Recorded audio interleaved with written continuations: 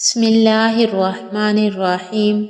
حضرت قتادہ رضی اللہ عنہ بیان کرتے ہیں، اللہ تعالیٰ نے یہ ستارے 3 مقاصد کے لیے پیدا فرمائے ہیں۔ انہیں آسمان کے لیے باعث زینت بنایا، شیاطین کے لیے مار اور علامت و نشانات جن کے ذریعے رہنمائی حاصل کی جاتی ہے۔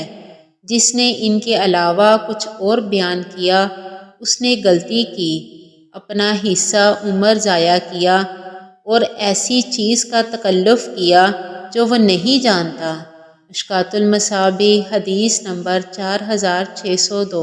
حضرت ابن عباس رضی اللہ عنہ بیان کرتے ہیں، رسول اللہ صلی اللہ علیہ وآلہ وسلم نے فرمایا، جس شخص نے اللہ کے بیان کردہ فوائد کے علاوہ علم نجوم میں سے کوئی حصہ سیکھا تو اس نے جادو کا ایک حصہ حاصل کیا۔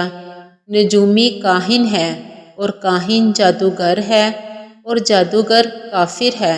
مشکوٰۃ المصابیح حدیث نمبر 4604۔ حضرت ابو ہریرہ رضی اللہ عنہ بیان کرتے ہیں، رسول اللہ صلی اللہ علیہ وآلہ وسلم نے فرمایا، نبوت میں صرف مبشرات باقی رہ گئے ہیں۔ صحابہ رضی اللہ عنہم نے عرض کیا، مبشرات سے کیا مراد ہے؟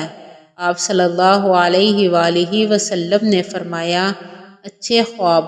مشکوٰۃ المصابیح حدیث نمبر 4606۔